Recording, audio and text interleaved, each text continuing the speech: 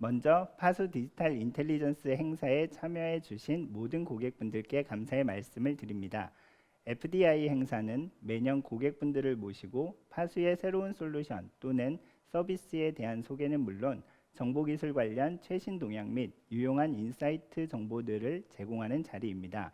기존에 진행됐던 행사들은 모두 오프라인 형태로 개최됐고 올해도 같은 방식으로 진행될 계획이었지만 연초에 발생한 코로나 사태로 인해 아쉽게도 금년 행사는 온라인 형태로 진행하게 됐습니다.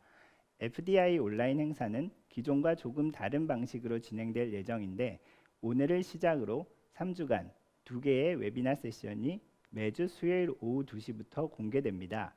웨비나 시청 중에 궁금하신 점은 영상 하단에 질문 댓글을 통해 남겨주시면 최대한 실시간으로 답변 드릴 예정입니다. 영상 공개 후 일주일 동안 달린 질문 중에서 베스트 질문 댓글을 선정해 각 세션에 배정되어 있는 경품을 보내드릴 예정입니다. 많은 참여 부탁드립니다. 아젠다에서 확인하신 바와 같이 이번 행사의 첫 번째 발표 세션은 조규곤 대표이사의 디지털 트랜스포메이션의 가속화입니다. 이번 세션에서는 IT 환경의 패러다임 시프트에 대응하는 디지털 트랜스포메이션을 위한 준비가 팬데믹과 같은 예측하기 어려운 상황으로 인해 기존 계획보다 훨씬 빠르게 진행돼야 하는 필요성에 대해 발표를 진행해 주시겠습니다. 이번 세션의 베스트 질문 댓글에 선정되시면 얼마 전에 출시된 아이폰 SE를 선물로 보내드릴 예정입니다. 많은 참여 부탁드립니다. 조규곤 대표이사의 발표에 앞서 FDI 2020 행사를 기념하는 짧은 오프닝 영상으로 행사를 시작하겠습니다.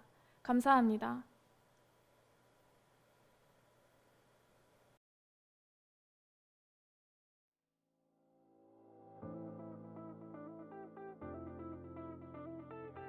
지금까지 역사를 바꿔온 것은 칼이 아니라 펜. 펜은 곧 정보를 의미하며 정보가 쌓이면 데이터가 됩니다. 데이터는 가치를 만드는 재료가 되고 성장을 이끄는 원동력입니다. 그렇기에 데이터를 지속적으로 지키는 일은 매우 중요합니다. 파수는 그만큼 가치 있는 일을 하고 있습니다. 20년째. 결국 세상을 바꾸는 것은 하드웨어가 아니라 소프트웨어이며 안전하고 효율적인 세상을 위한 파수의 발걸음은 계속될 것입니다.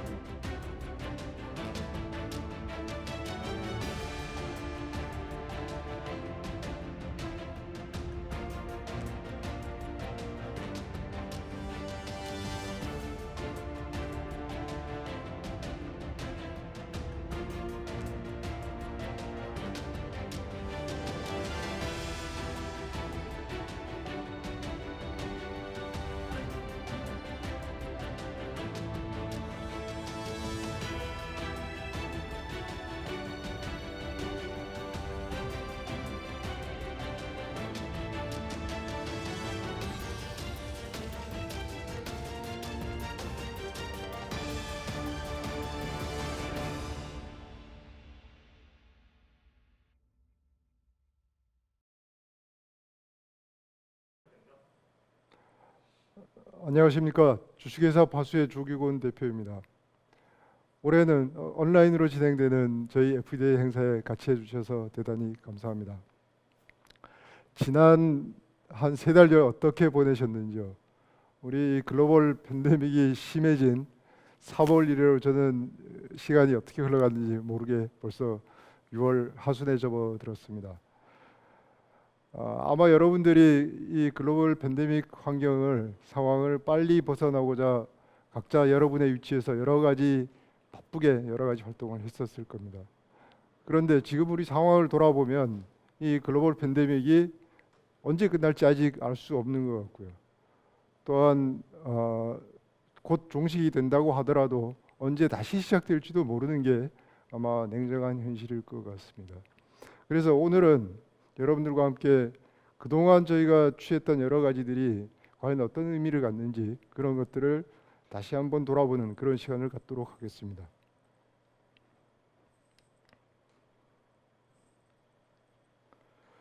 우리가 이런 글로벌 팬데믹을 맞으면서 제일 아쉬웠던 것들이 뭔가를 한번 돌아보겠습니다. 아마 저도 마찬가지인데 여러분들을 직접 만날 수 있는 그런 시간들이 없어졌다는 것, 그런 것들이 아마 제일 우리를 힘들게 했던 것 같습니다. 그 다음엔 우리가 일을 하다 보면 사람만 만나서 되는 게 아니라 시스템을 액세스를 해야 되는데 시스템 안에 있는 데이터베이스, 시스템 안에 있는 문서 이런 것들을 우리가 액세스해야 일을 할 수 있죠. 근데 그런 것들이 회사에 출근을 못하니까 쉽지 않았던 게 우리의 어려움이었던 것 같습니다. 그래서 그 사이 우리가 했던 일들을 한번 다시 돌아보도록 하겠습니다. 당연히 우리가 직접 만날 수가 없으니까 비디오 컨퍼런싱, 오디오 컨퍼런싱 많이 했죠. 그런데 이제 벌써 비디오 컨퍼런싱 처음 했을 때는 야 재밌네, 그렇게 해도 일이 되네, 이제 이렇게 하다가 반복되면서 야 그거 상당히 피곤한데 이런 얘기들도 많이 하고 있는 실정입니다. 다음엔 당연히 일을 하려면 우리가 시스템 액세스를 해야 되는데 그걸 지원하기 위해서 우리는 VPN을 설정하거나 리모트 액세스를 지원하고 혹은 또 좀 더 자원을 투여를 해서 VDI를 설치하거나 혹은 시간이 좀 걸리는 일이지만 클라우드로 어떤 일들을 새로 옮기는 그런 일들도 했었습니다. 이까지는 아마 대부분 회사들이 같이 했을 것 같고요. 근데 사실은 이렇게 하면서 우리가 꼭 했었어야 되는 일이 데이터 시큐리티에 대한 고민을 한 번 더 했었어야 됩니다. 근데 물론 그렇게 한 회사들도 있고 그렇지 않은 회사도 있었을 것 같습니다. 그런데 제가 서두에도 말씀드렸듯이 이런 상황이 언제 끝날지 모르고 또 다시 발생할 가능성도 너무나 크기 때문에 우리는 지금 이 시점에 다시 한번 좀 길게 보고서 어떤 준비를 해야 되는가를 고민할 때인 것 같습니다. 그래서 저는 여기서 이렇게 네 가지를 강조드리고 싶습니다. 첫째는 우리가 하고 있는 비즈니스 프로세스를 다시 한번 다 생각을 해봐야 됩니다. 그 중에 불필요한 컨택이 있는 것은 최소화하도록 비즈니스 프로세스를 다시 디자인해야 됩니다. 그래야만 우리 일들이 이런 상황이 돼도 컨택을 최소화하면서 일이 자연스럽게 진행이 되겠죠. 그 다음엔 뭐니 해도 비즈니스 프로세스를 디지털라이즈를 해야 됩니다. 우리가 그동안 이제 각 회사들이 대응하는 것들을 보면 디지털 트랜스포메이션이 많이 잘 됐던 회사들은 비교적 쉽게 이런 상황에 대처를 할 수 있었던 것 같아요. 근데 그렇지 않았던 회사들은 사실 상당히 준비하는데 어려웠었거든요. 그게 무슨 얘기인가 하면 비즈니스 프로세스를 다시 디지털라이즈를 해야 된다. 근데 디지털라이즈를 하는 방법은 크게 보면 한 두 가지 있죠. 하나는 어플리케이션 시스템을 만드는 일일 테고요. 다른 하나는 제가 여기 써놨는데 컬래버레이션 플랫폼을 만들 필요가 있습니다. 그 다음에는 이렇게 이제 우리가 디지털라이즈된 프로세스에 들어가는 여러 컴퓨팅 리소스들을 그냥 언프리미스에만 놔둔다면 여러 가지 또 어려움이 있습니다. 그래서 그걸 극복하기 위해서 우리는 그런 컴퓨팅 리소스를 버추얼라이즈 할 필요가 있습니다. 그 다음에 아까 우리 초반부에서도 살펴봤듯이 보안에 대해서 다시 한번 새로 만들어진 이런 비즈니스 프로세스나 버추얼라이즈한 환경이 보안에 얼마나 어떤 리스크를 가지고 있는지 다시 한번 점검해 볼 필요가 있습니다. 그 중에 비즈니스 프로세스를 디지털라이즈 하는 것에 대해서 조금 더 살펴보도록 하겠습니다. 우리가 비즈니스 프로세스를 보면 계속 반복되는 디지털 프로세스가 있는가 하면 어쩌다 한번 일어나는 그런 프로세스가 따로 있겠죠. 그다음에 비즈니스 프로세스가 복잡한 게 있는가 하면 또 단순한 것도 있습니다. 근데 우리가 그런 프로세스를 처리하기 위해서 어플리케이션 시스템을 어떤 걸 만들었는가 하면 당연히 자주 반복되고 단순한 비즈니스 프로세스는 이미 많이 우리가 어플리케이션 시스템을 만들었죠. 그래서 그 시스템을 통해서 업무를 처리할 수 있습니다. 근데 그러면 그런 어플리케이션 시스템이 없는 일들을 우리가 어떻게 했냐를 보면 결국엔 문서로 대체로 일을 하게 되는데요. 그 문서를 주고받기 위해서 뭐 제일 쉽게는 이메일도 쓰고 혹은 뭐 메신저도 쓰고 뭐 이렇게 하면서 일을 해왔습니다. 근데 지금 이 차트에서 보다시피 그 사이가 상당히 떨어져 있습니다. 이 중간에 적당히 복잡하고 적당히 반복되는 이런 업무들을 과연 계속 이메일에 메신저에 뭐 이렇게 일을 처리를 할 거냐 하는 거죠.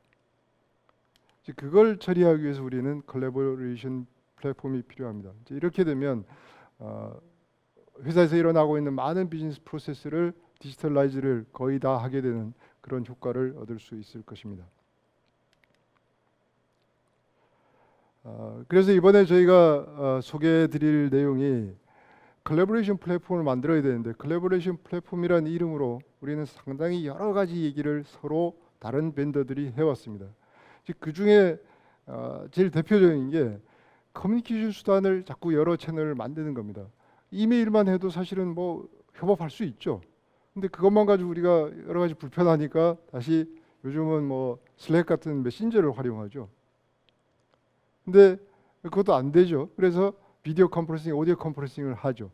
그건 다 커뮤니케이션 중심으로 컬래버레이션 플랫폼을 생각해 본 겁니다.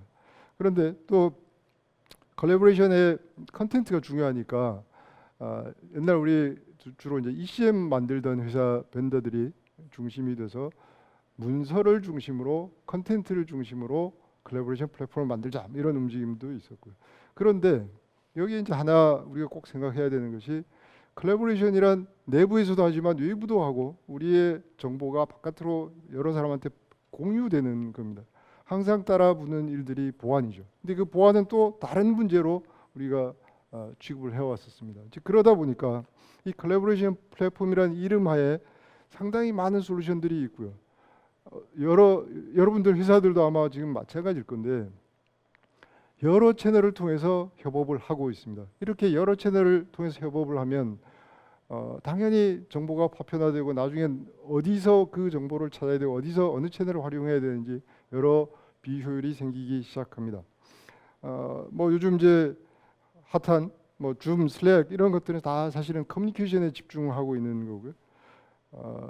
뭐 마이크로소프트 팀스 같은 경우는 그런 커뮤니케이션과 컨텐츠 컬래버레이션 중간쯤에 있다고 보는 게 맞을 것 같고, 박스나 드랍박스 같은 거는 주로 컨텐츠 위주의 이제 협업 플랫폼을 만드는 거죠.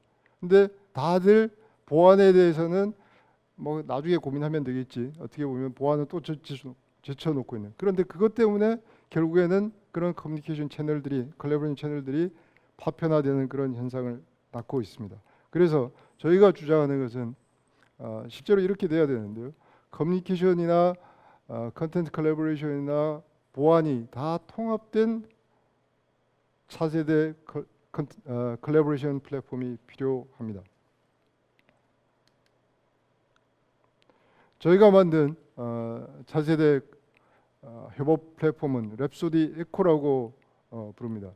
여러분들 뭐 이미 소개를 받으신 분도 있을 텐데, 이 컨텐츠 플랫폼의 랩소디 에코의 특징을 제가 간단히만 설명을 드리면, 첫째는 이 협업이란 쉬워야 된다고 생각합니다. 간단해야 되거든요.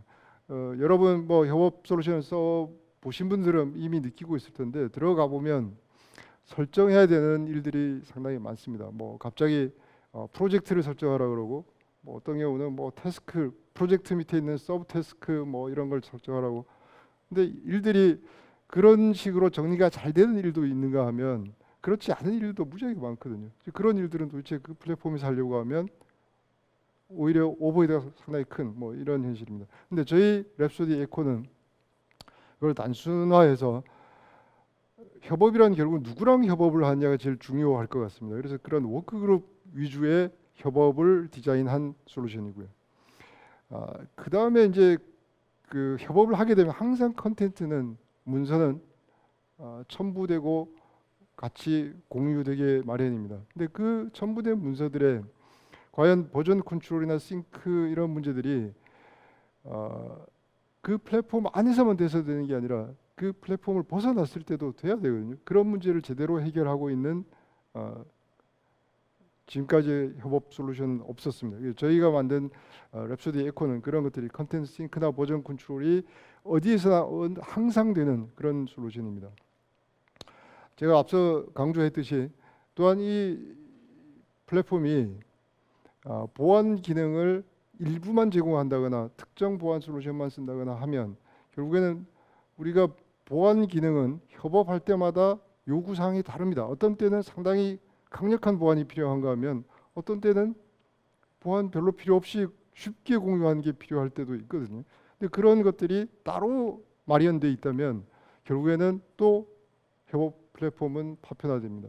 저희 랩소디 에코에는 여러분들이 상상할 수 있는 모든 보안 솔루션이 같이 들어가 있습니다. 그래서 이 랩소디 에코를 통해서 여러분이 원하는 어떤 보안 옵션도 다 설정할 수 있습니다. 그 다음에 이런 협업 플랫폼에서 중요하다고 생각하는 한 포인트는 협업의 상태가 참여하고 있는 참여자들의 협업 상태가 어떤지를 한눈에 쉽게 볼 수 있어야 되거든요. 그런 것들이 랩소디 에코에서는 한눈에 그동안 이 워크그룹에서 무슨 일이 어떻게 일어났고 현재 상태가 어떤 상태인지를 한눈에 볼 수 있도록 만들어져 있는 차세대 협업 플랫폼입니다. 랩소디 에코를 좀 다른 각도에서 바라보면 이런 제품입니다. 컨텐트 버추얼라이제이션이라는 기술이 있는데 뒤에 제가 조금 더 말씀을 드리겠습니다만 그 기술이 장착되어 있고요. 컨텐트가 어디로 유통이 되어 있는지 끝까지 추적할 수 있는 기술, 이것도 상당히 중요한 솔루션이거든요. 그런 컨텐트 트레이싱 기술도 들어가 있고 저희가 옛날부터 해오던 EDRM 기술도 다 들어가 있습니다. 그다음에 협업을 하다 보면 항상 누가 뭘 했는지 안 했는지를 증명해야 되는 순간이 간혹 있거든요. 자주 있지는 않지만 그런 걸 하기 위해서 블록체인 기술이 필요한데 저희가 가지고 있는 그런 블록체인 기술들도 녹아져 있는 플랫폼입니다.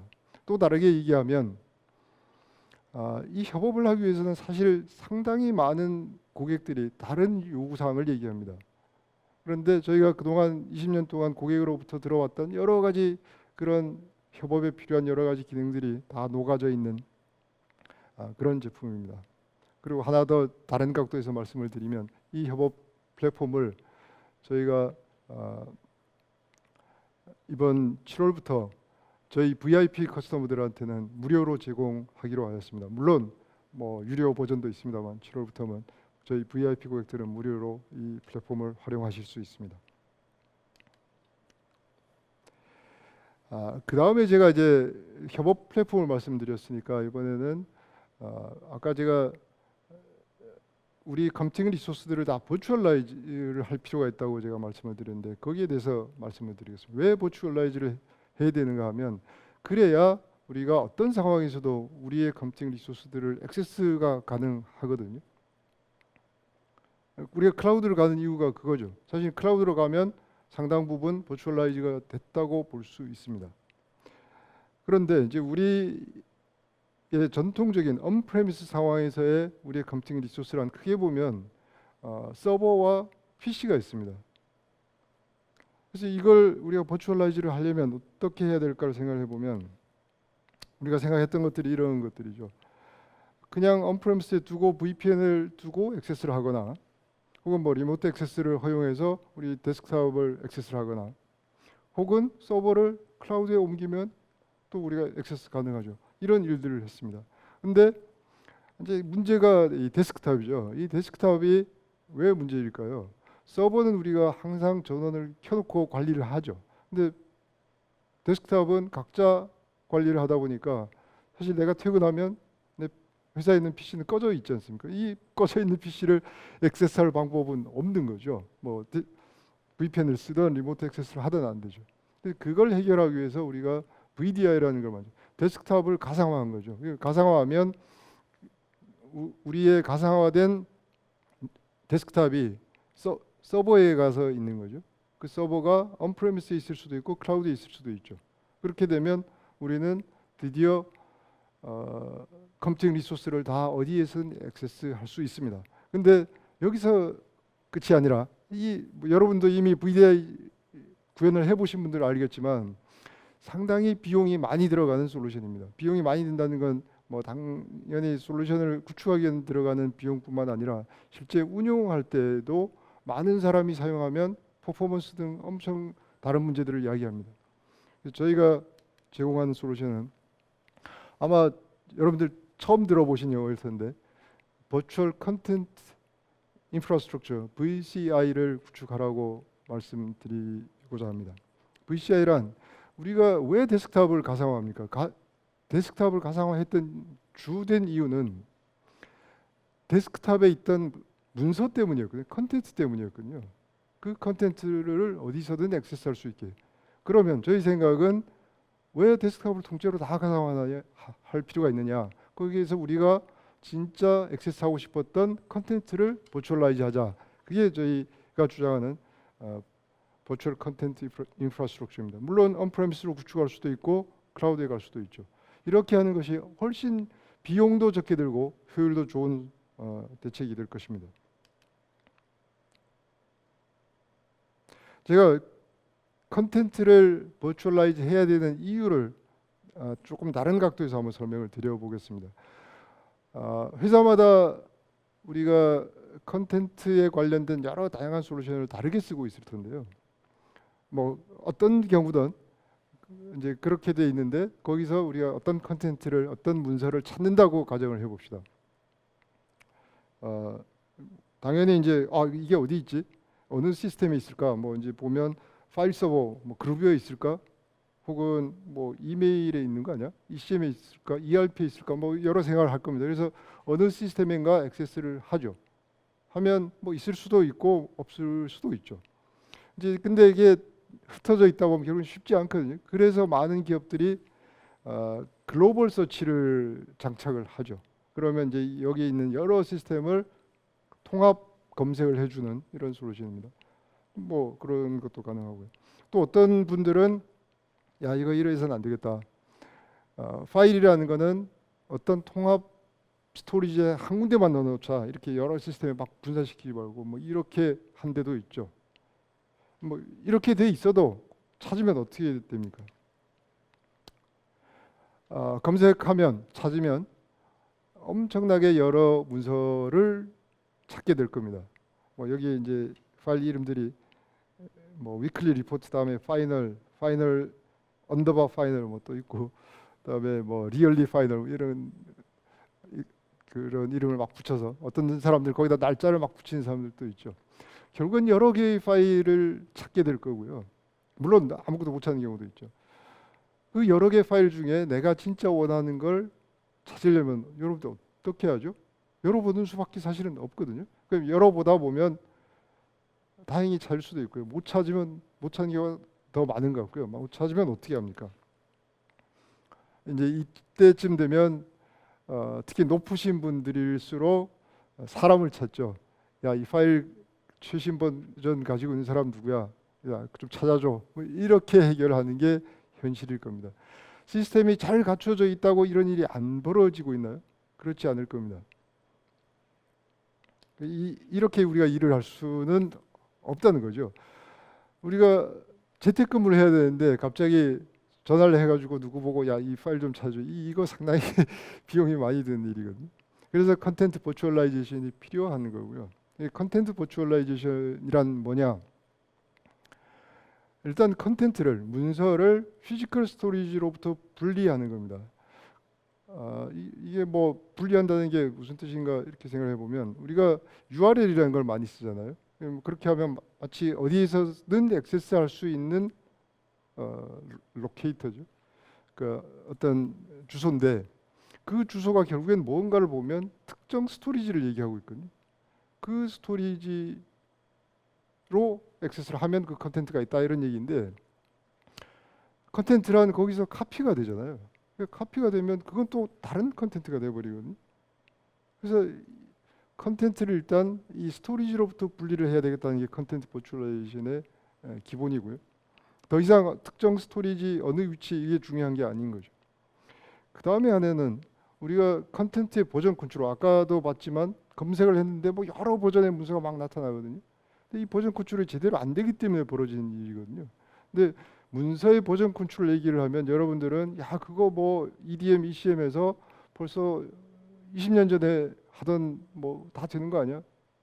물론 그 서버에서는 되죠. 근데 문서란 컨텐츠란 그 서버에만 존재하지 않고 거기서부터 다운로드되고 카피돼서 계속 돌아다니는데 그 버전 컨트롤은 어떻게 되는 거죠? 근데 결국은 아무것도 안 되거든요.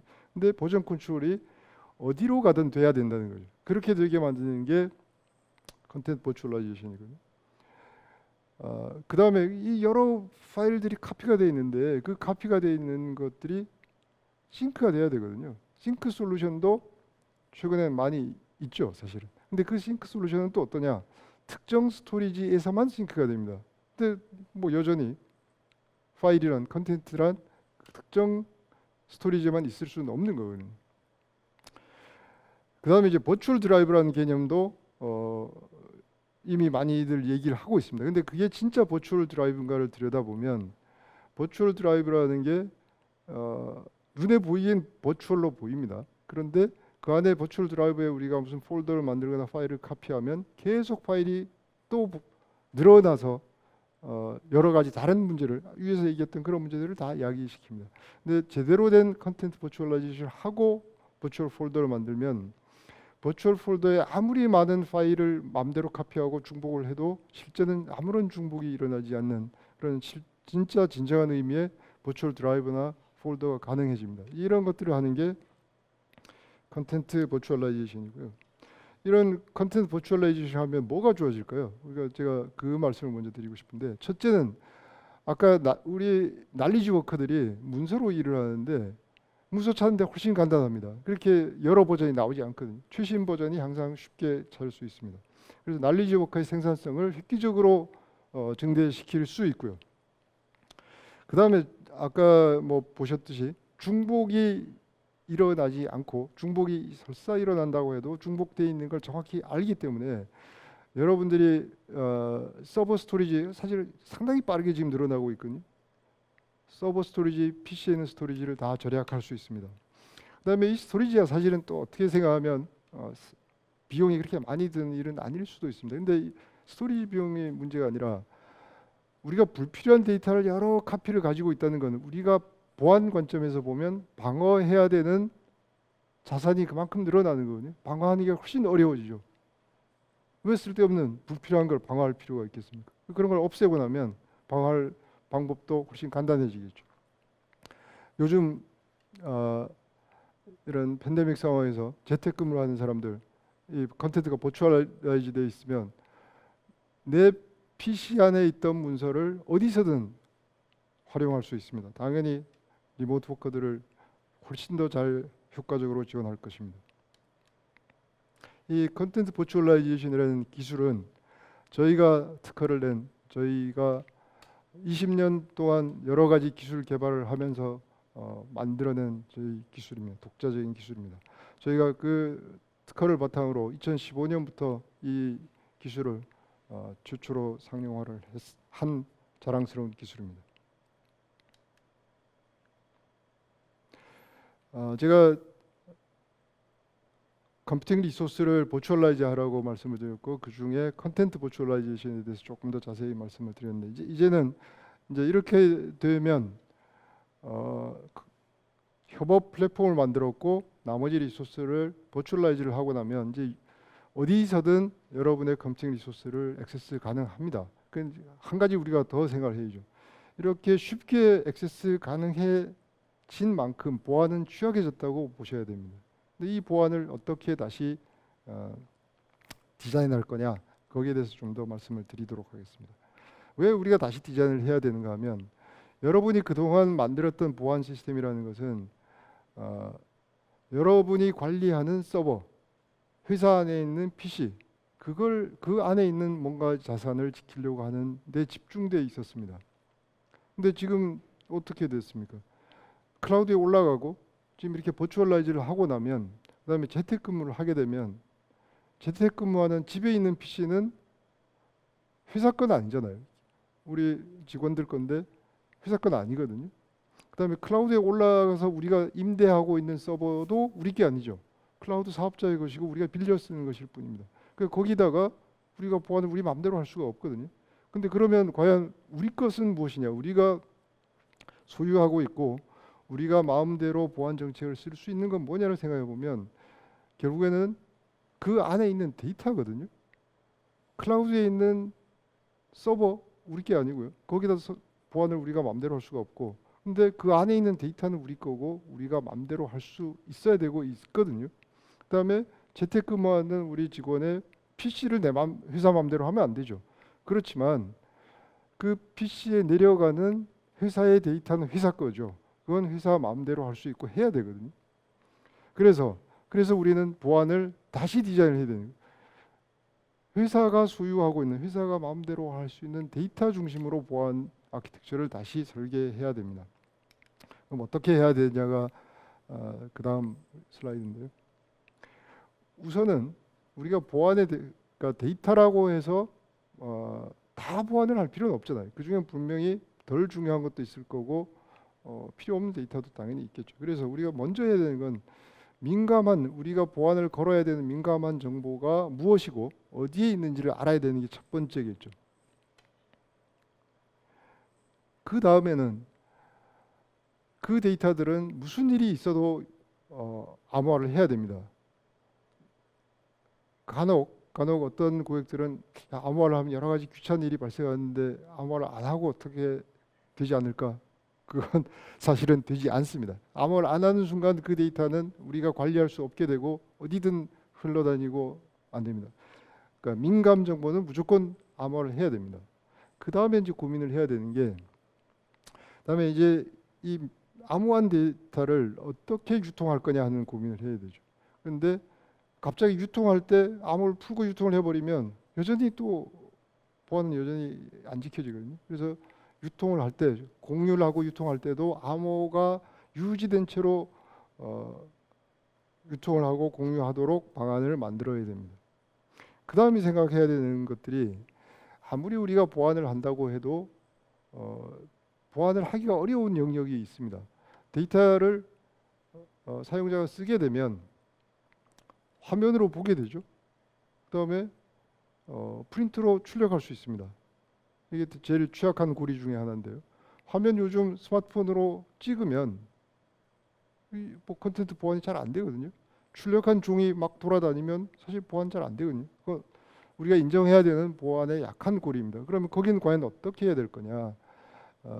거기에는 이제 워터마크이라고 제가 표시를 했는데, 거기에는 이 데이터는, 이 문서는 회사가 중요하게 생각하는 중요 문서니까 보안에 신경을 써라라는 워터마크를 분명히 할 필요가 있습니다. 그렇게 해야 우리 직원들도 이건 좀 더 중요한 데이터니까 내가 좀 더 신경을 써서 관리해야 되겠구나 하는 그런 의식을 갖게 될 거고요. 그래서 그 워터마크를 추가하는 것이 아무것도 아닌 것 같지만 사실은 상당히 중요한 일들이거든요.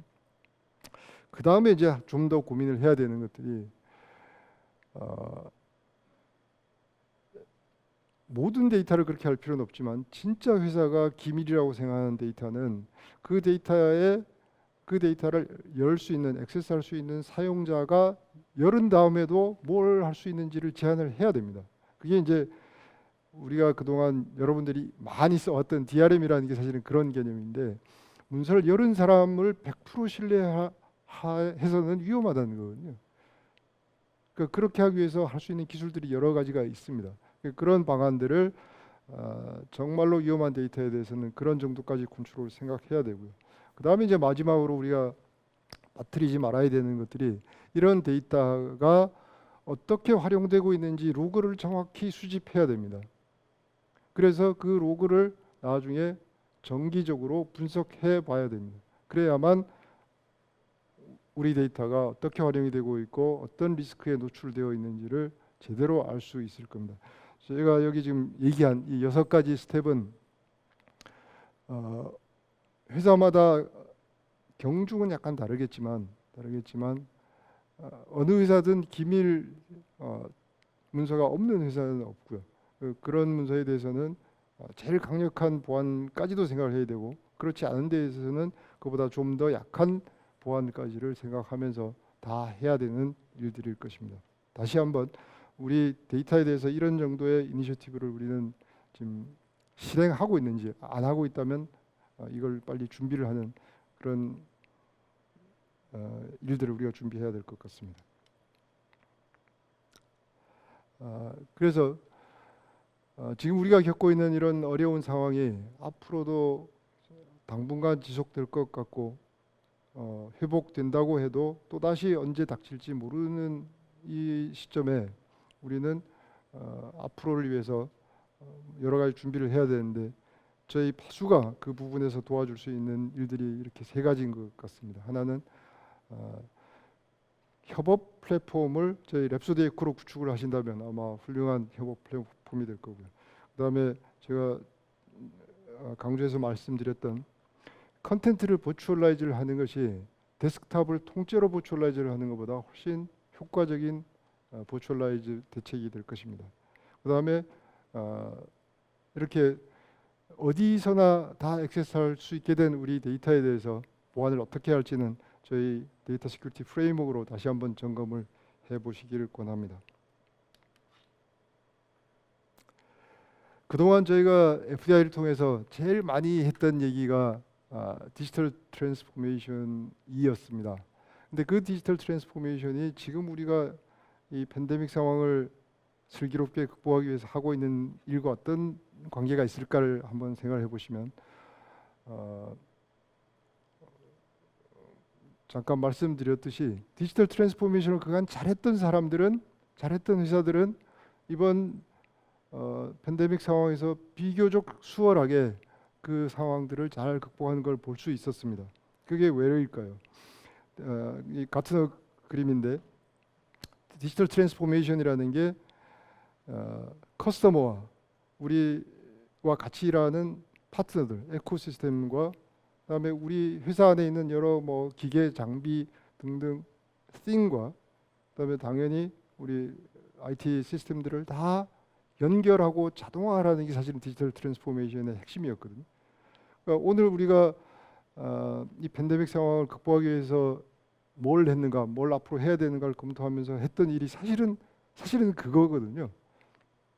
디지털라이즈하고 연결하라는 거였죠. 그런데 연결하고 나면 결국엔 문제가 되는 게 또 데이터니까 결국엔 이런 말로 통합하고 자동화하고 그다음에 보안이라는 걸 일어난 다음에 하면 사실은 이건 좀 잘못된 거죠. 앞을 내다보면서 보안 생각을 해야 되거든요. 그렇게 하는 것이 지금 앞으로 일어날 지금도 뭐 그 와중에 있지만 팬데믹을 극복하는 방법일 거고요. 우리가 디지털 트랜스포메이션을 성공적으로 수행하는 방안일 것입니다. 그래서 여러분들의 그동안 했던 디지털 트랜스포메이션이나 지금 지난 한 3월부터 막 급하게 했던 여러 가지가 사실은 같은 일이었던 것 같고요. 우리가 다 같이 한번 다시 생각해 봐야 되는 것은 좀 더 디지털 트랜스포메이션을 가속화해야 되겠다. 더 빨리 진행해야 되겠다는 말씀을 드리면서 제 발표를 마치도록 하겠습니다. 감사합니다. 발표 감사합니다. 이번 세션을 통해 디지털 변혁을 위한 여러 이니셔티브 및 대응 방안에 대해 고민하실 수 있는 좋은 계기가 되었으면 좋겠습니다. 웨비나를 참여하시면서 궁금하신 사항은 댓글을 통해서 남겨주시면 최대한 빠르게 답변해 드릴 수 있도록 하겠습니다. 영상 하단에 포함된 설문조사에 참여해 주시면 베스트 질문 댓글에 당첨되실 확률이 더욱 높아진다는 점 팁으로 말씀드립니다. 그럼 잠시 후 금일 두 번째 세션인 2020 데이터 보안과 데이터 관리 프레임워크에서 뵙겠습니다. 감사합니다.